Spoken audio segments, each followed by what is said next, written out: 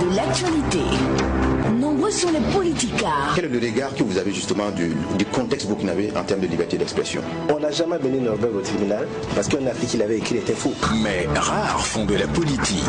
La nature est la horreur du vide. La mort du journaliste kamikaze parce qu'il a pratiquement offert sa vie pour qu'il y ait un changement. Nombreux ont de la prétention. Mais rares prennent des positions. Qui a été intermédiaire? Nombreux font des jugements. Mais rares ont la justesse. Toutes les femmes se battent autant que les hommes. Mais je dirais aussi qu'il y a des ministres hommes qui ne sont pas compétents mais qui sont là quand même. Ou bien.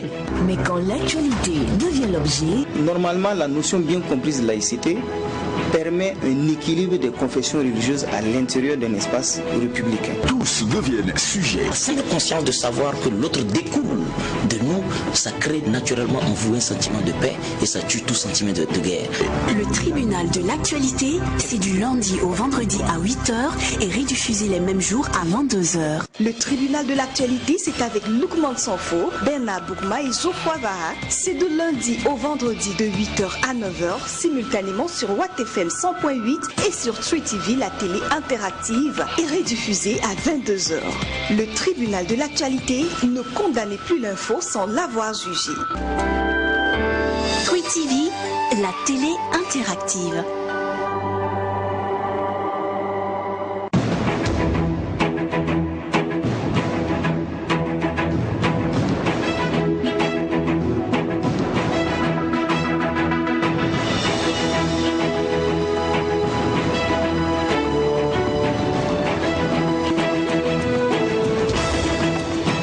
Mesdames et messieurs, bonjour à tous. Merci de nous suivre à travers votre télé interactive Tree TV.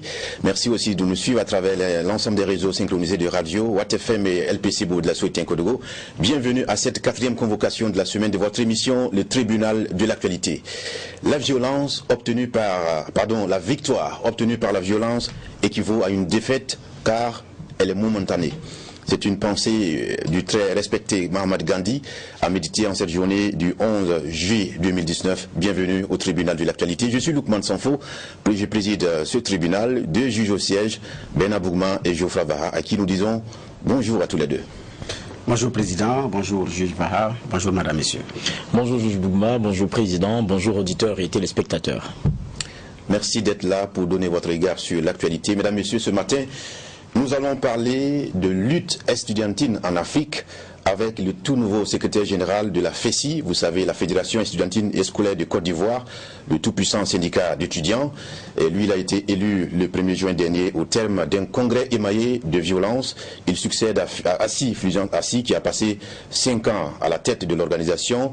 Lui, il s'appelle Allah Sinclair. Avec lui, nous allons parler de la situation, on va dire, scolaire et estudiantine, justement, de la Côte d'Ivoire, son pays. Bonjour et bienvenue. Bonjour, Président. Voilà, merci de saluer aussi les juges. Bonjour. Bonjour. Bonjour Président. D'accord, j'espère que vous n'êtes pas bien timide parce que là on n'a pas encore entendu votre voix. J'avais timide. Ça va aller. Merci de répondre à notre invitation. Vous êtes à Ouagadougou dans le cadre d'une activité. Nous avons justement saisi l'occasion pour parler de la situation de votre pays, la Côte d'Ivoire. Mesdames, Messieurs, on prend les avant-propos avant de revenir à notre invité.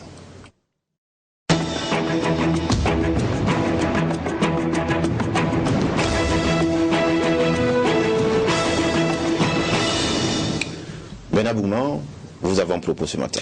Président, j'ai 2 avant-propos, mais je vais aller vite. Le premier avant-propos, je l'ai extrait du compte-rendu du Conseil des ministres d'hier, qui parle de l'élection de l'université virtuelle du Burkina Faso, un établissement public de l'État à caractère scientifique, culturel et scientifique. Ce qui m'intéresse ici, c'est l'université virtuelle, donc qui vise à promouvoir un enseignement supérieur qualifiant et efficient par les technologies de l'information, de la communication, de l'enseignement. Donc des offres de formation qui sont centrées sur les sciences fondamentales, les sciences du numérique, l'ingénierie et la robotique et les disciplines transversales. Donc pour moi c'est en même temps une innovation dans le secteur de l'enseignement, une université virtuelle mais qui dispense des enseignements de qualité, qualifiant des enseignements de qualité mais qualifiants et efficients. Donc à l'ère du numérique, effectivement, compter toujours sur des grands amphis, ce n'est pas évident, alors qu'effectivement on peut le faire de façon virtuelle. Donc je pense que cela rentre un peu en ligne droite avec le projet qui avait été initié par l'actuel ministre de l'énergie, Bachir Ismaël Doussa, par rapport à la numérisation des documents d'enseignement, pratiquement de la maternelle jusqu'à l'université. Et donc, là, c'est quelque chose de fondamental qu'il faut saluer. Je pense qu'à Ouagadougou, il y a 2 sites. Il y a un site à Karpala en construction comme université virtuelle. Il y a un autre site, je crois, à Sissin. Donc, qui doit abriter effectivement cette université virtuelle-là. C'est un grand pas vers, au niveau de l'enseignement et c'est quelque chose qu'il faut saluer. Reste à maintenant souhaiter que, en tout cas, il n'y ait pas aussi de blocage comme au niveau du Burkina. Bon, il y a des bonnes choses qui commencent et après la machine se grille parce qu'il y a quelqu'un qui ne fait pas son travail ou bien.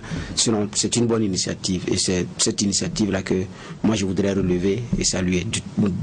C'est quelque chose qui date depuis pratiquement 2014, le décret qu'il a institué. Mais bon, ça avance bien. Il y a un chantier qui part bien. Et hier, un compte rendu qui l'élève à un autre niveau d'établissement public, je pense que c'est très bien à saluer. Le second avant-propos, hier, on a jugé l'affaire sur les concours. Bon, il y a des directeurs de ressources humaines qui ont refusé de recevoir les dossiers de concours professionnels. Ça veut dire que la machine, quoi qu'il en soit, commence à gripper. C'est vrai pas, l'autre c'est du numérique, vous pouvez faire ça en ligne sans passer peut-être par manuel, mais bon, à un moment donné, ça va coincer, comme le disait le secrétaire général hier. Bon, de toute façon, ils attendent, mais ils savent qu'à un moment donné, la machine va coincer. Donc déjà, c'est ici la nécessité de poursuivre un dialogue, mais aussi de faire en sorte que le système soit suffisamment dématérialisé et pour faciliter les choses, parce que nous sommes à l'ère des TIC, donc je pense qu'on peut évoluer rapidement sur ces choses-là. Mais ce que je veux dire pour terminer, il y a nécessité d'un dialogue, mais il y a aussi nécessité de réformer de façon performante notre système de recrutement au niveau de la fonction publique. Il y a tout un travail de réforme aussi à faire. Mais bon, là je pense que c'est quand les acteurs pourront parler d'une même voix de façon sereine qu'on pourra aboutir à des résultats probants. C'était mes 2 avant-propos. D'accord. Et merci donc de nous les partager ce matin. Geoffroy Vara, c'est à vous. Merci Président. Mon avant-propos va concerner cette rencontre-là au Niger qu'il y a eu du côté de Kenya et la sortie notamment de Faki Mahamat de l'Union africaine. Et il partage une incompréhension profonde qui est la sienne. C'est qu'on a un continent, celui africain, qui fait face à un terrorisme, mais on a l'impression que la communauté internationale traîne les pas pour donner une réponse adéquate à ce problème prégnant-là que connaît le continent. Et il met cela en parallèle avec des cas syriens ou irakiens où cette communauté était plus encline à aller donc porter main forte. Et ça, c'est une incompréhension qu'il a partagée. Et ça, c'est ce que beaucoup de jeunes du continent aussi partagent. On ne comprend pas comment est-ce que pour les mêmes causes, pour les mêmes effets, on a une dynamique qui soit différente, mais c'est le jeu des intérêts. Aujourd'hui, il y a une petite réponse qui est donnée. Quand vous retrouvez des missiles français par devers quelqu'un comme Haftar en Libye, vous comprenez un peu tout. Donc, si vous demandez à celui, je ne dirais pas qui attise le feu, mais qui l'entretient, de venir vous apporter de l'eau, sachez que quand il vous l'apportera, c'est parce qu'il sait que ça ne va pas éteindre le feu. Et c'est la réalité aujourd'hui du continent. Il faudrait qu'on soit résilient, mais qu'on commence à comprendre que les vraies solutions devraient venir de nous-mêmes. On devrait les trouver par nous-mêmes, quand bien même on sait que très souvent, ceux qui viennent mettre le pied dans la fourmilière n'ont qu'u de ce que ça va donner après. Quand on parle de la fourmilière libyenne, qui était savamment tenue par quelqu'un comme Muammar Kadhafi, on pourrait critiquer sa gestion, on pourrait avoir beaucoup d'autres choses à dire sur la façon dont il gérait son pays, mais à la réalité, c'était une vraie fourmilière qu'il parvenait à tenir lui-même.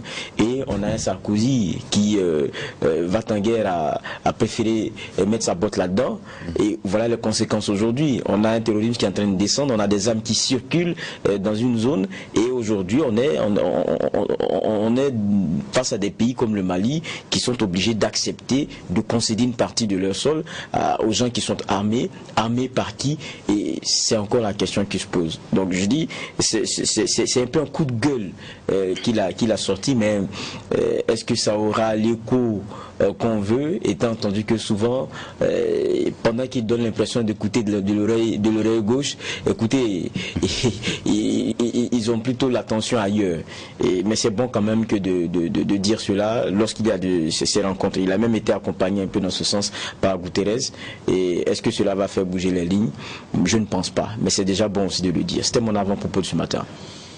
D'accord. Merci à tous les deux pour cette première partie de l'émission, les avant-propos. À présent, nous allons porter une attention à celui qui comparait devant notre tribunal ce matin. Il s'appelle Alla Sinclair, le tout nouveau secrétaire général de la Fédération estudiantine et scolaire de Côte d'Ivoire, la FESI. Alors, il a été élu en début du mois de juin dernier et on a pu noter quelques violences à l'occasion de ce congrès. Il va peut-être confirmer. Et il succède donc à celui qui a été, en tout cas, quelquefois au Burkina Faso ici, Fulgence Assi, donc qui a passé 5 ans à la tête de l'organisation. Donc avec lui, nous allons parler de la situation scolaire et estudiantine de Côte d'Ivoire, la crise scolaire que le pays a connue ces derniers temps et la situation sociopolitique évidemment. Encore une fois, bienvenue.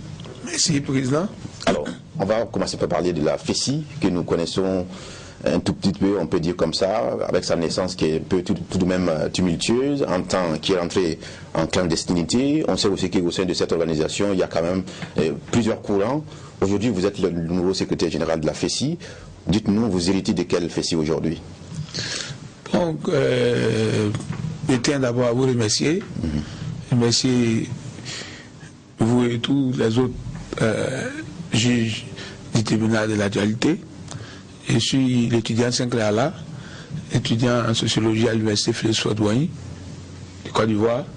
Je voudrais préciser que le congrès s'est passé dans un esprit de maturité, de responsabilité. Il n'y a eu aucune violence au 10e congrès qui a vu l'élection de Sinclair Alla à la tête.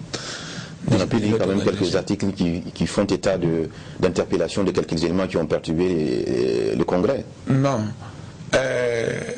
C'était à la présentation au dépôt des candidatures où il y a certains étudiants qui avaient des armes en caoutchouc, plastique.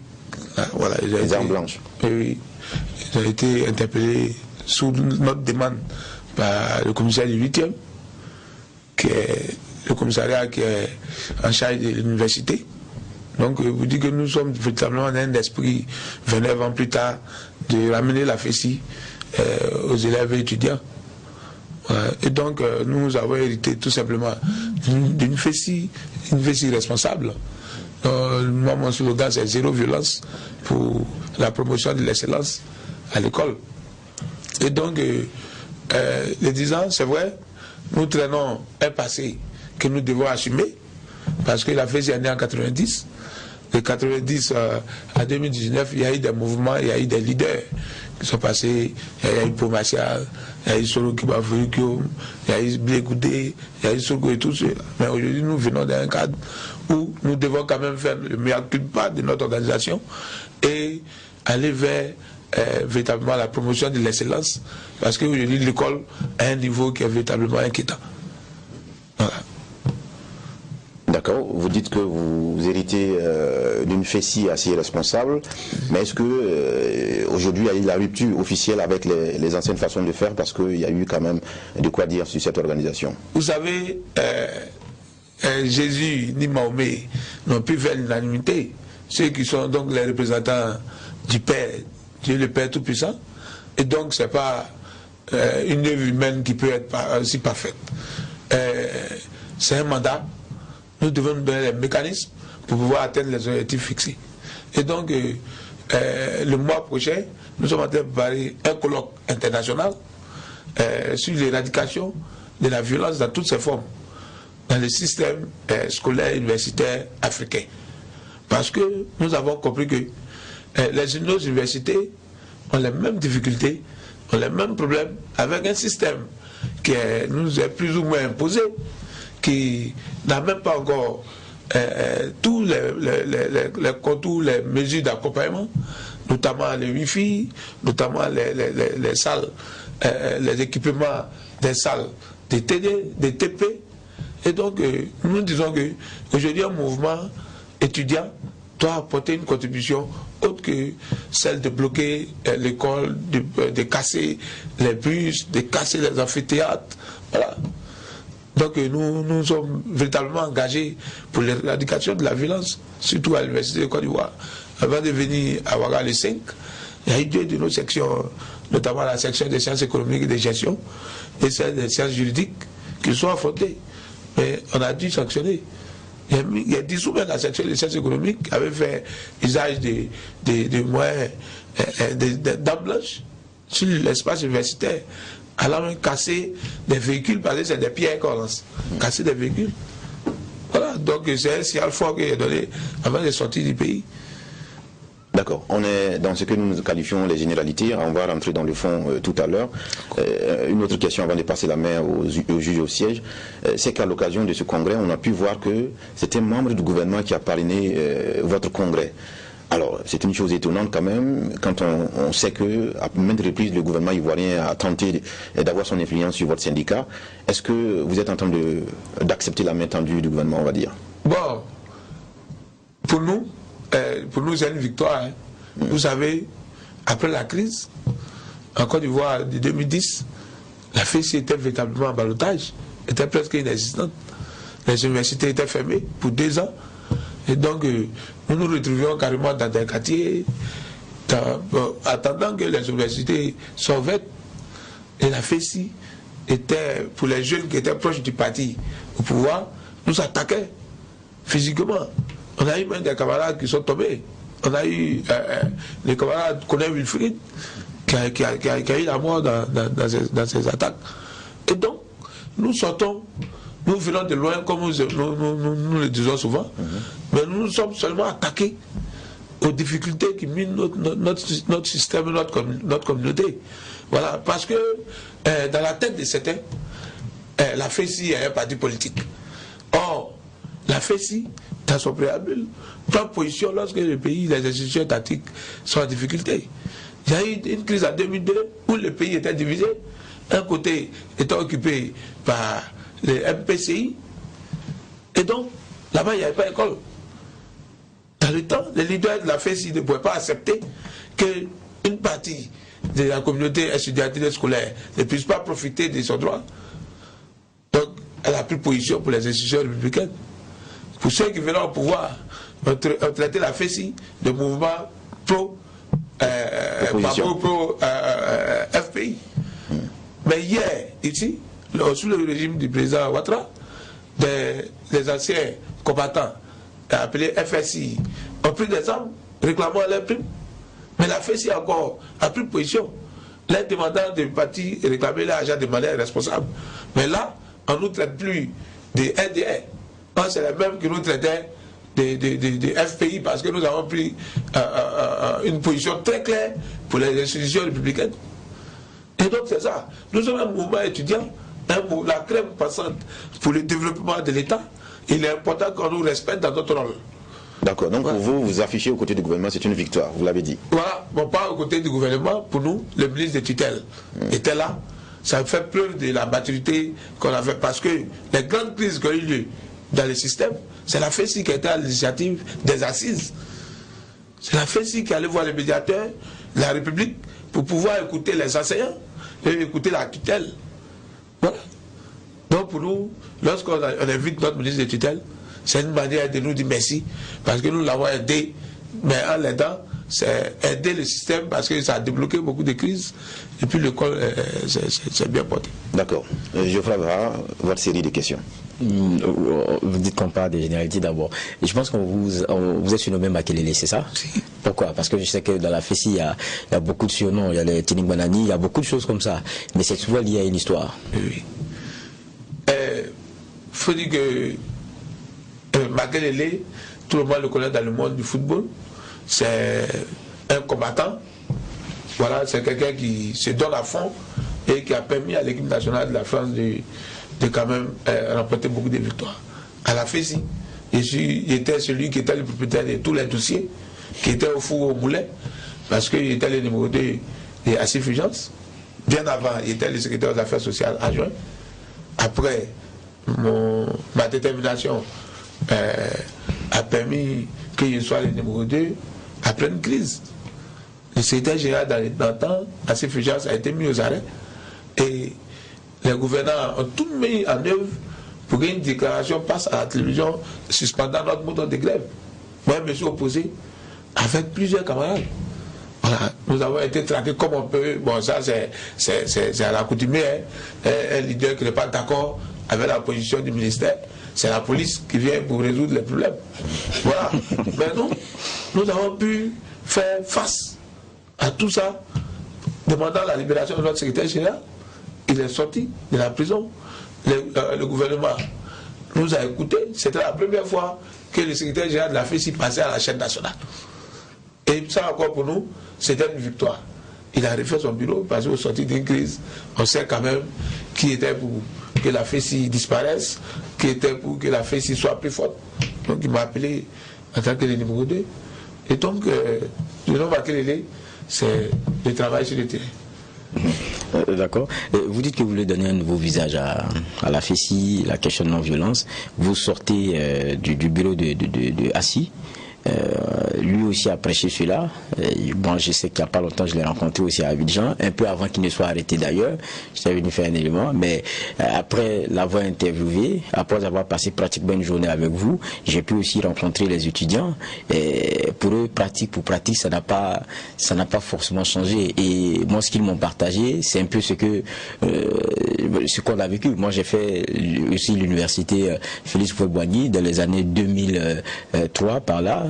Quand vous lancez un mot d'ordre de grève, je parle de la FESI, on n'est pas fou pour venir sur les lieux. Vous vous faites bastonner correctement. Moi, j'ai fait l'UFRZ, je sais de quoi je parle, et ça n'a pas changé. Quand j'ai interrogé les étudiants de l'UFRZ, ils disent, on n'est pas fou, après un mot d'ordre de la FESI, de passer par là, vous êtes bastonné. Et ça, il n'y a pas longtemps. Vous étiez de ce bureau-là. Quel gage vous donnez pour dire que ça va changer? Bon, vous dites que vous avez pris la vie de certains étudiants. Moi aussi, je suis étudiant à l'université Félix Houphouët-Boigny. Voilà. Mais vous confessez qu'avant de venir, il y avait encore des bastons. De la FESI, bastonnade. Oui, mais c'est des pratiques. Je vous ai dit qu'aucune œuvre humaine n'est pas faite. Je vous ai dit, c'est un processus. Il faut te fixer des objectifs et puis se donner les moyens pour les atteindre.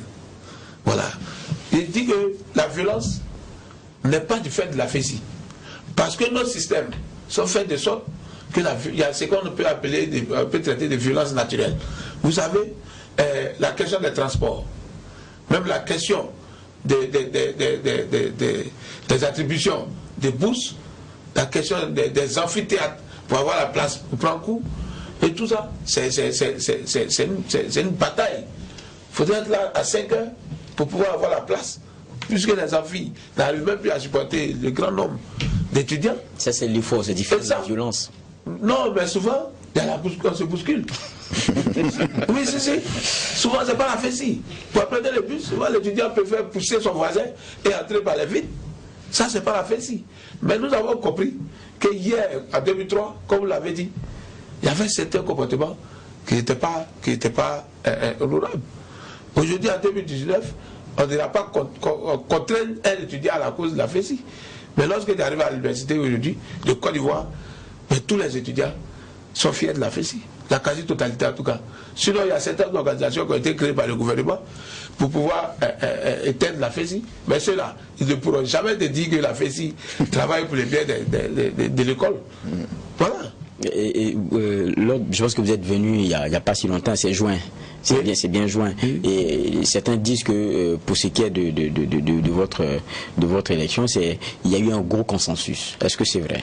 Bon, l'État des numéros 2 vous a dit un gros consensus. Bon, sinon, à la FESI, au Congrès, c'est les sections qui participent, qui constituent le collège électoral. Et donc, il y avait un adjoint qui était candidat, le secrétaire à l'organisation qui était aussi le second candidat. Mais lorsqu'on allait déposer des dossiers de candidature, là, ils ont compris que la quasi-totalité des sections étaient moi, section et coordination. Et donc, comme nous, on a voulu quand même donner une leçon de démocratie, ils ont tendu la main et ils ont approché l'ancien SG qui est assez Fulgence pour qu'il accepte que tout le monde travaille ensemble. Il a dit que non, mais moi j'ai été le numéro 2. Et pour moi, je suis dans un esprit de continuité. Voilà. Donc, je suis prêt à prendre tout le monde pour le travail. C'est différent des oppositions d'hier qui entraînaient à des crises de machettes, à des violences sur les campus pour pouvoir s'asseoir au siège du secrétariat général.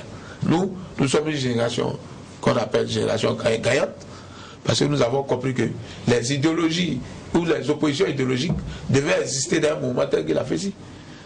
Voilà. Maintenant, la magie dedans, le sacré, c'est de pouvoir avoir la force. Parce que dans la période électorale, il y a des injures, on s'insulte.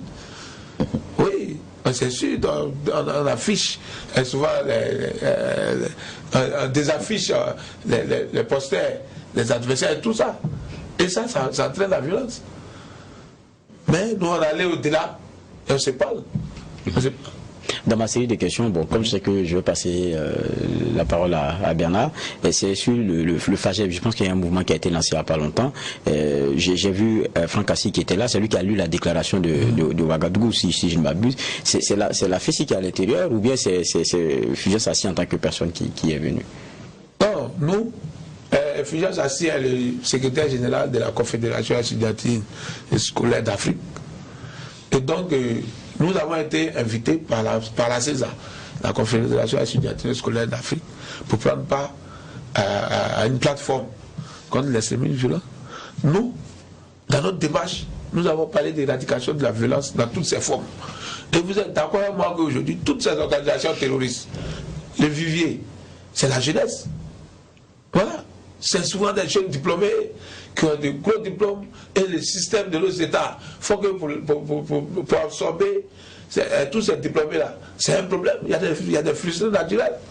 Il y a certains qui sont frustrés parce qu'ils n'ont pas les moyens pour pouvoir poursuivre leurs cours. Donc c'est tout cela on dogmatise ou qu'on adoctrine qui font partie de toutes ces écoles de terrorisme. Et donc nous, il était important que nous pouvions associer notre image, engager notre organisation pour pouvoir éradiquer ce phénomène de combattre même le phénomène de violence dans toutes ses formes. Voilà. Donc Assi Fujas encore a été porté président de la plateforme. Et il y avait le Niger, le Togo, le Bénin, la Côte d'Ivoire, le Burkina Faso, et puis plusieurs autres pays qui sont réunis pour dire non. Et puis on a pris le Burkina Faso parce que ces derniers temps, il y a eu des incidents ici graves. Donc il était important qu'on lance le mouvement ici. Le mois prochain, c'est Abidjan. C'est la FESI qui va recevoir la plateforme. Donc nous sommes résolument engagés dans l'éradication de toute forme de violence. D'accord. Merci, Président. Je voudrais faire un commentaire avant de poser ma question. Bon, il a dit que la FESI est née dans les années 90. Le contexte, effectivement, était différent. Sur le plan politique également, c'était de vraies luttes pour l'alternance au sommet de l'État. Donc il y avait ce contexte-là. Et puis bon, c'était pas aussi un secret que la FESI c'était aussi l'appendice de certains partis politiques. Vous voyez le compagnonnage, il y en a qui se cachent pas. Je séjournais dans le village de telle personnalité, tel leader de la FESI a été le premier à coucher sur le même lit que moi au village. On a partagé les repas difficiles ensemble. Donc il y a cette donne-là, premier niveau. Deuxièmement, chaque personnalité politique qui venait tentait plus ou moins que mal soit de contrôler la FESI ou d'éteindre la FESI. Donc ce qui faisait qu'il y avait des violences. On a vu par moments des leaders comme Blé Goudé, Guillaume Soro menottés sur des lits à l'hôpital. Donc il y a ce contexte-là. Et vous reprenez la crise ivoirienne actuelle. Troisième point, c'est des anciens leaders qui se combattent. Chacun part dans un camp et l'autre est dans l'autre camp. Donc Soro, son adjoint, Blé Goudé est de l'autre camp, Soro est de l'autre camp, et puis ils se combattent. Donc ça a continué jusqu'à... Parce que là, c'est né dans un contexte également de lutte politique. Donc c'était un instrument politique. Ça, il faut effectivement le dire. Maintenant, penser à faire la mue, c'est une pour amener les choses à leur juste proportion, oui, mais ce qu'il dit aussi, il y a une réalité. Les universités africaines ont à peu près les mêmes problèmes, les mêmes difficultés, et puis les mêmes modes de fonctionnement. Moi, ma question, c'est comment est-ce que vous, monsieur Alassane Claire, avec votre bonne volonté, vous allez pouvoir faire disparaître les vieilles méthodes qui ont beaucoup marché pour vous à un moment donné, quand il y a de la revendication aujourd'hui. Est-ce que vous allez pouvoir faire vos revendications sans utiliser ce prisme de la violence? Je voudrais insister là-dessus, et c'est effectivement c'est aujourd'hui un challenge pour vous. Comment est-ce que vous allez vous y prendre? Vous savez, j'étais à vous remercier, Monsieur le Président, Monsieur le juge Bougma. Voilà. Vous savez, l'Afrique souffre de tout ça. Parce que souvent, on parle d'un système qui est composé de plusieurs partenaires. Souvent, il y a un seul partenaire qui s'approprie le système. Et lorsque ça ne marche pas, il n'accepte pas la contradiction. Voilà. J'ai rencontré ici le ministre de l'Enseignement supérieur au Burkina Faso. Mais nous avons échangé sur les mêmes questions. C'est comme si je me retrouvais en Côte d'Ivoire. Notamment le Wi-Fi, il y a tout ça. Mais il faut que nos dirigeants puissent accepter qu'on ne vienne pas faire de la communication politique. Parce que l'école n'a pas besoin de communication politique. L'école a besoin des efforts de tous ceux qui sont passés par là pour pouvoir contribuer à son existence. Regardez, je parle du niveau de l'école en Côte d'Ivoire. Vous voyez le lycée scientifique de Yamoussoukro, qui était la vitrine de la promotion de l'excellence, aujourd'hui qui est en état de dégradation très avancé. Mais ça, tout le monde voit. Ceux qui sont au pouvoir voient, ceux qui sont à l'opposition voient. Et donc, nous, notre rôle dedans, parce que nous ne sommes ni pouvoir, ni opposition, mais nous sommes quand même un porte-parole d'une communauté estudiantine et scolaire. Nous avons décidé de nous-mêmes faire des courriers pour demander à des ONG à l'international de venir réhabiliter le lycée scientifique pour nous. Nous avons demandé à tous ceux qui sont amis de l'école encore, qui ont encore de l'amour pour l'école, pour la promotion de son excellence, de venir nous aider, que chacun avoir une brique, que chacun avoir. La FESI va constituer des main-d'œuvre. Parce que nous, c'est les étudiants et les élèves. Nous allons constituer la main-d'œuvre.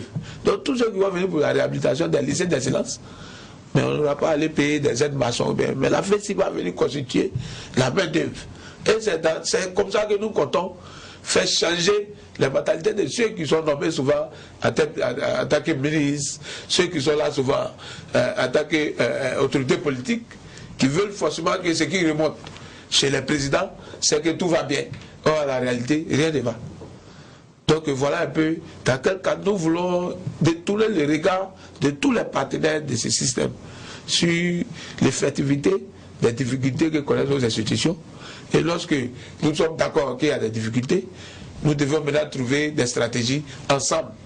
Je veux parler des parents d'élèves, je veux parler des ONG qui viennent dans le cadre de soutenir les institutions universitaires scolaires pour pouvoir avoir un regard autour de l'école, de son développement. Ce que vous dites, c'est très intéressant, mais là n'est pas... Parce que entre un Wi-Fi qui manque et un lycée à réhabiliter, c'est vrai, c'est des besoins, mais les démarches peuvent être différentes. Donc, entre des étudiants qui se bousculent pour avoir de la place dans un amphi, qui se lèvent un jour pour revendiquer assez d'amphi ou revendiquer la connexion Internet ou suffisamment de bus, et qui sont pressés, ils disent, bon, nous donnons un délai pour régler, et puis voilà. Comment est-ce que, quand une telle revendication arrive avec suffisamment de pression, où vous n'avez pas une ONG à qui vous allez écrire pour dire de venir régler le problème de Wi-Fi, comment est-ce que vous allez faire pour que cette revendication ne soit pas portée par la violence de façon nous sommes régis par des tests. Et puis dans les méthodes des mouvements étudiants, là, quand même, il y a des sittings, il y a des meetings, il y a des marches. Ça, c'est pas interdit dans le mouvement étudiant. Voilà. Ça veut dire que nous allons prioriser le dialogue, prioriser. Et lorsque le dialogue est rompu, nous allons faire quand même... Alors, les mêmes textes ont toujours existé à la FESI. Les textes sont là, c'est bien écrit, c'est clair, tout le monde connaît les textes. Sauf que maintenant, quand le mot d'ordre de grève ou de sit-in est lancé, et que vous voulez enfreindre effectivement ce mot d'ordre-là pour aller dans l'amphi, c'est en ce moment effectivement que les violences commencent. Parce qu'il y en a qui vont dire, moi, j'ai la liberté de suivre ou de ne pas suivre le mouvement d'humeur, fut-il un mouvement de grève ou de sit-in. Maintenant, il y a des gens qui en face diront non, tu dois être là. Et il y a un qui va dire je ne suis pas d'accord, et en ce moment là c'est la violence commence. C'est ça que je parle. Moi je ne parle pas des méthodes sont là, les méthodes sont connues. C'est dans le respect maintenant des méthodes, quand quelqu'un veut exprimer sa liberté ou son droit d'être ou de ne pas être d'accord avec telle posture, que les choses commencent. Parce que très rapidement vous allez sortir des termes de gâteau ou de fantoche, et puis c'est parti pour un autre son de cloche. En fait c'est là ma question, quoi. Comment est-ce que dans des cas comme ça, voilà, est-ce que c'est obligé maintenant de faire la violence? Ce que je vous dis ici, j'ai dit qu'on peut faire une marche et puis c'est pacifique. Sinon, notre mouvement existe parce qu'il y a des problèmes. Voilà, nous allons toujours revendiquer avec toutes les méthodes qui sont prévues dans nos tests.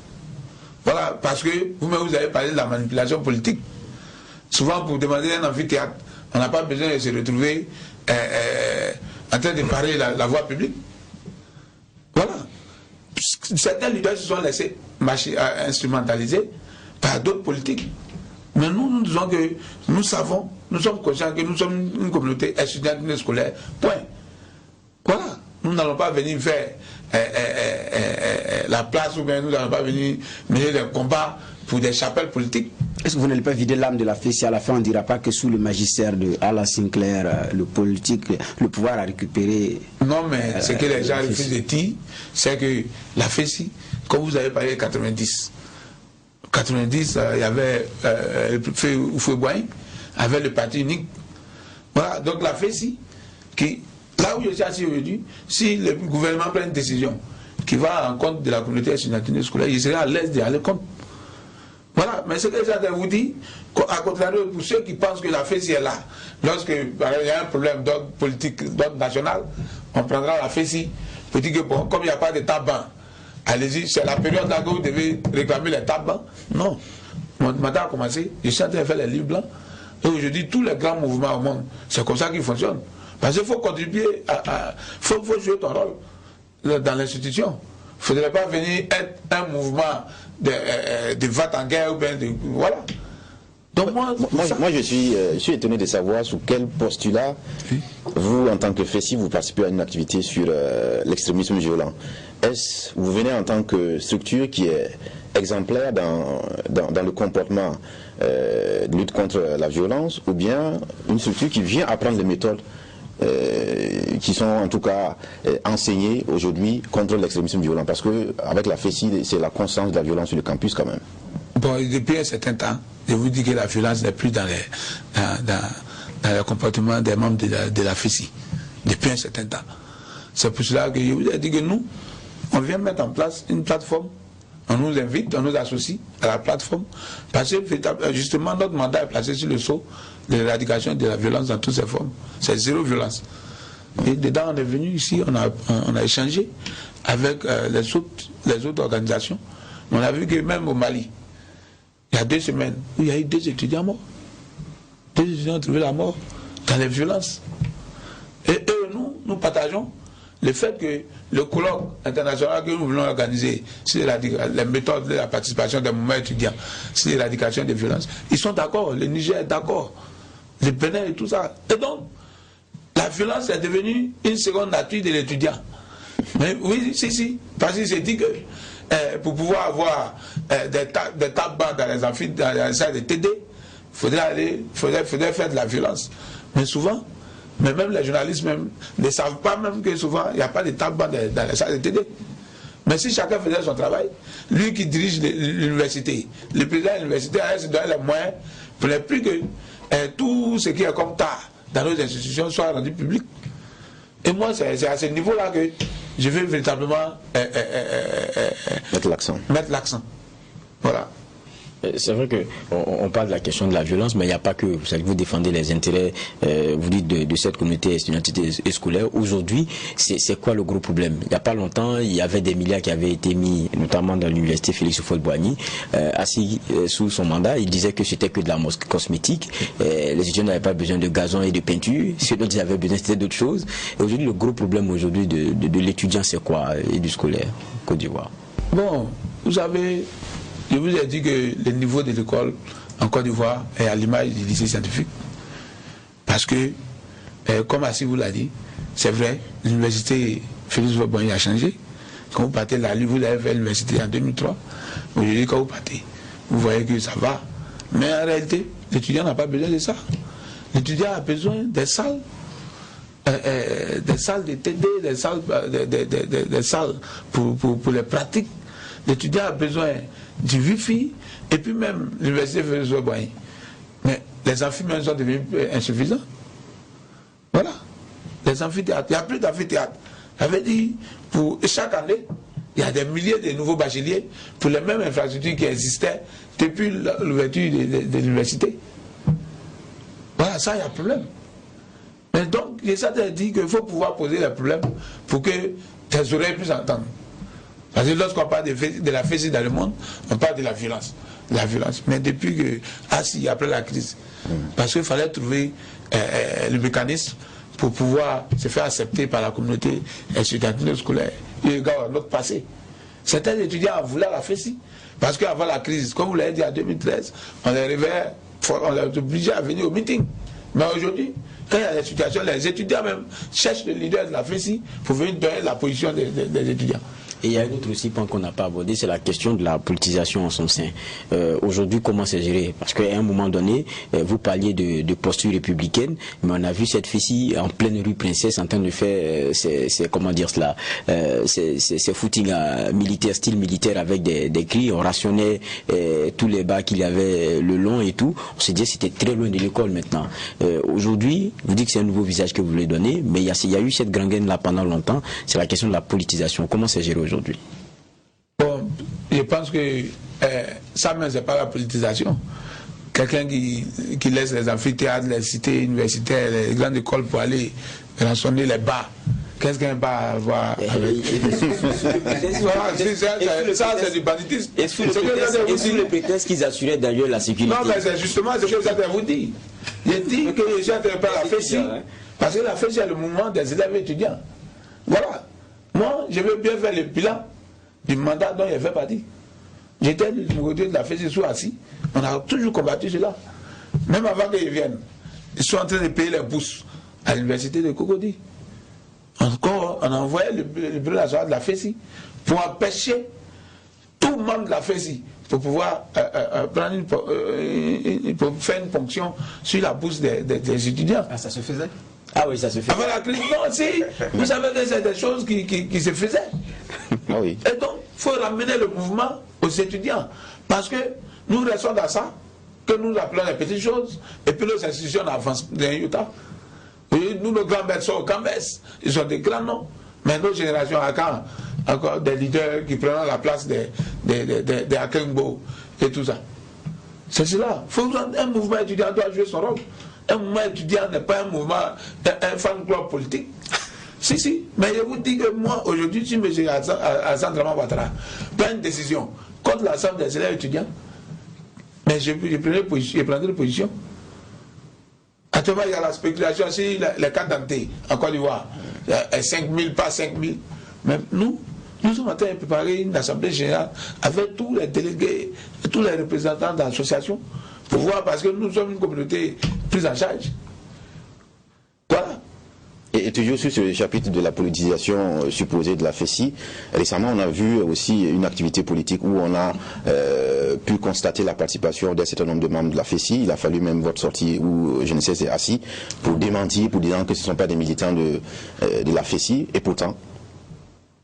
Ah si, il y a eu des violences entre des anciens de la FESI.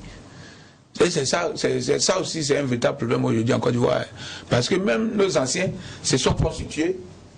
Il y a l'UNAFESI, il y a RHDP, 2 a fait ci, il y a CAPDCI fait ci.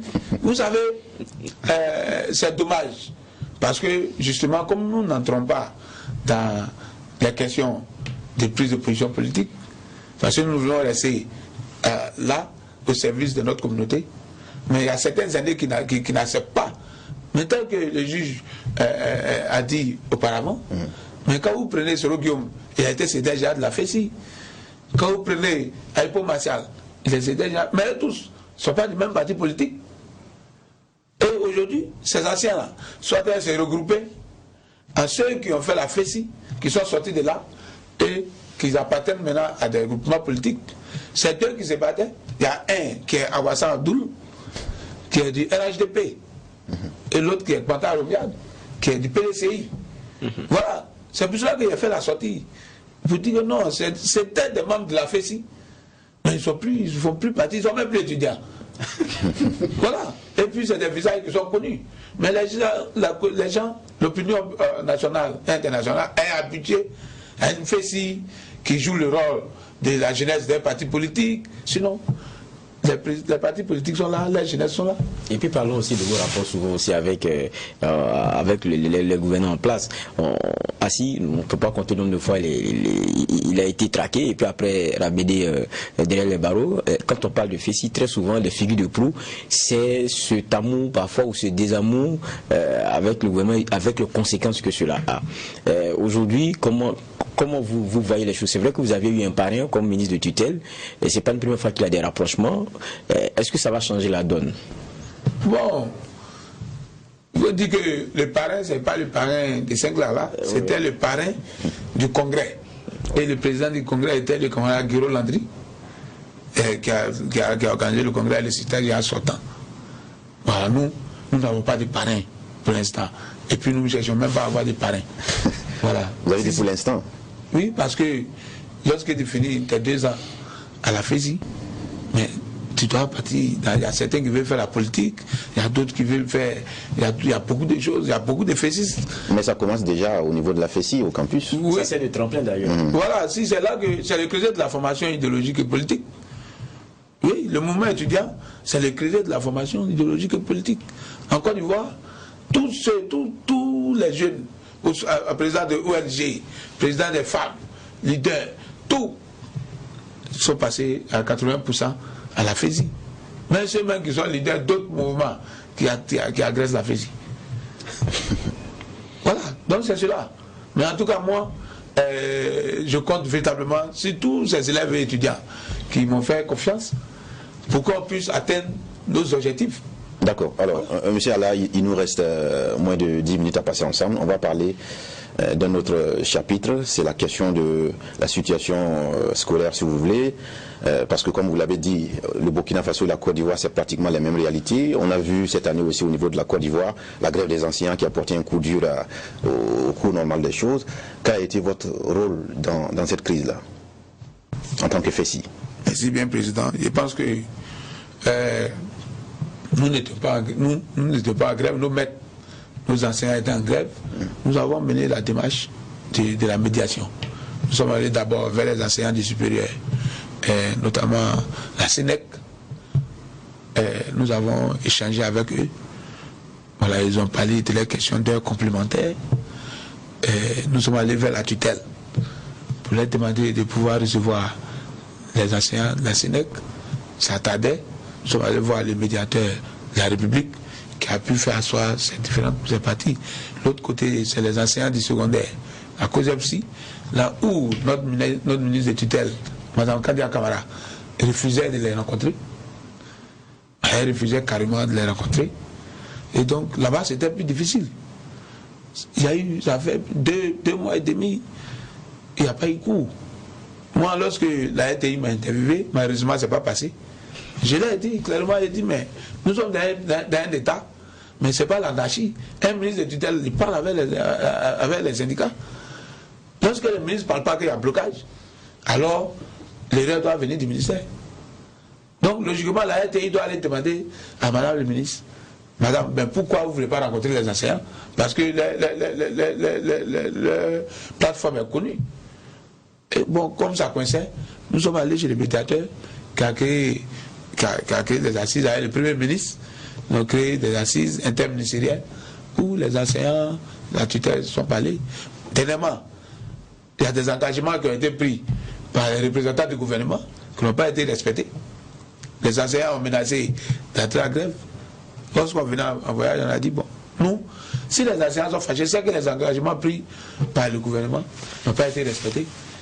À notre retour, c'est aujourd'hui même que nous rentrons chez Abidjan. Nous allons rencontrer encore le médiateur de la République pour voir à quel niveau sont les négociations et puis voir, nous allons donner notre mot. Parce qu'on ne veut plus que le système. Vous avez joué les médiateurs, ouais. Alors que vous êtes proche quand même des enseignants, vous aurez pu simplement les soutenir. Ben, créer le cadre pour que le Premier ministre des rencontres, c'est les soutenir. Parce que nous ne pouvons pas résoudre les problèmes d'aide complémentaire, c'est des milliards. Voilà. C'est des milliards, donc il fallait les envoyer vers les autorités compétentes pour aller au-delà des ministres de tutelle pour pouvoir comprendre le problème. Voilà. D'accord. Alors là, ils disent que, comme ils disent que les engagements n'ont pas été respectés, ils sont en train de suivre, je n'ai pas de questions là-dessus, mais il y a une autre FECI-BF. Il y a quel lien entre vous? Parce qu'au Burkina, il y a un mouvement étudiantin qui s'appelle la FECI-BF. Quel est le lien qui existe entre vous? Est-ce qu'il y a un lien? Bon, la FECI-BF est un mouvement étudiant aussi. D'inspiration féciste ivoirienne? Bon, oui, parce que il y a nombreux sont ceux qui ont fait le bac en Côte d'Ivoire qui sont dedans. Donc vous avez une branche au Burkina? Non, ce n'est pas une branche, c'est un mouvement étudiant. Et puis nous connaissons bien, la FECI-BF. Donc vous me dites que ce sont des anciens FECI de la Côte d'Ivoire qui sont retrouvés ici pour créer leur... Bon, le premier secrétaire général qui était Bruno Yameogo a fait la FECI en Côte d'Ivoire. Voilà. Nous l'avons connu à Côte d'Ivoire. C'est lui-même qui nous a permis de pouvoir encadrer certains, voilà, pour pouvoir poser les problèmes des étudiants du Burkina Faso. Mais quel est le lien véritable qu'il y a entre vous? Bon, c'est vous qui voulez parler des liens sur le... Non, mais je ne sais pas, peut-être qu'il y en a, puisque déjà, FECI-BF, la seule différence, c'est le BF. Non. Ça n'a rien à voir avec la signification. Oui, mais en Côte d'Ivoire, quand il y a des mouvements parallèles qui naissent autour de la principale organisation qui est la FECI, vous les voyez comme des gâteaux ou des fantoches.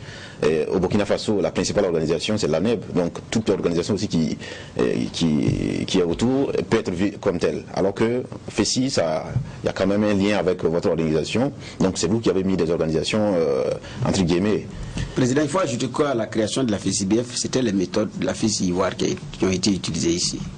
Le verbe, la violence physique. On a vu les hangas qui ont été en son temps secoués, des professeurs qui ont été, voilà, donc c'est à peu près la même méthode, quoi. Donc les gens avaient vu. C'est pourquoi j'insistais par rapport au lien. Comme vous dites que vous avez encadré certains, c'est d'en savoir quel encadrement vous avez donné. Non, vous avez et soit quand on se retrouve dans un an encore, vous allez comprendre que la violence est sortie de nos mœurs. Vous avez toujours votre rituel de salutation militaire, tout ça. Vous avez vu, c'est pour ça que j'ai dit que depuis 2003, vous êtes sorti de l'université. Ah non, je suis désolé. Je vous ai posé la question parce que c'était un piège. J'ai fait mon élément dont je parlais, ça ne date pas de 2 ans, monsieur. Et j'étais là-bas, j'ai bien vu les éléments de la FECI-BF, d'ailleurs avec vous, à l'université Félix Houphouët-Boigny, quand j'ai fait mon élément. Et les salutations militaires, ça continuait. Quand on vient, on tape. Et c'est à la limite des grades. C'est comme si on était dans une armée. Et j'ai posé la question et j'attendais votre réponse pour vous dire qu'il n'y a pas longtemps, j'ai vu. Et la plupart du temps, les SG portent des titres de général. Voilà. Lui, c'est Makelele. C'est le secrétaire général. Makelele. Bon, c'est un grand footballeur. Non, mais j'ai demandé, mais pas répondu. Ça continue, les salutations. Non, il y a 2 ans, voilà, c'est un combat. Vous avez géré les hommes. C'est un combat. Est-ce que ça continue? Vous avez contourné depuis? Non, il n'y a pas contourné. Les amis vous disent que moi, sous mon mandat, tout ça, c'est en train de prendre fin. Ah, mais donc c'est pas encore fini. C'est pas encore fini, je vous ai dit. Je vous ai dit que même la violence, même là, pour finir totalement, c'est difficile. Quand vous disiez que c'est daté que j'ai quitté depuis 2003, bon, je oui, que c'était fini. Parce que il y a eu des temps où l'étudiant est passionné et puis il n'y a rien. Ouais, devant tout le monde, oui. N'est-ce pas? Mais maintenant, même quand l'étudiant vient se plaindre, c'est que lui qui a fait là, il s'est caché. Il a bastonné aussi ou quoi? Lui qui fait, moi je le sors moi. Ah d'accord. Non, parce qu'il y a tellement d'expérience, il y a tellement de leaders à la FESI. Pour moi, un secrétaire général qui ne rentre pas dans la ligne de conduite, il faut le changer. Voilà. D'accord. Nous voilà au terme de cet échange avec Sinclair Allah. En tout cas, c'est votre première fois au Burkina Faso en tant que... Déjà de la FESI. D'accord. On espère que vous passez de bons moments au Burkina. On va s'arrêter là. On n'aura pas le temps de tirer un verdict. On fera le bilan, comme vous l'avez dit, peut-être dans un an, voir si votre politique de lutte contre la violence scolaire, c'est une réalité à travers sous votre magistère.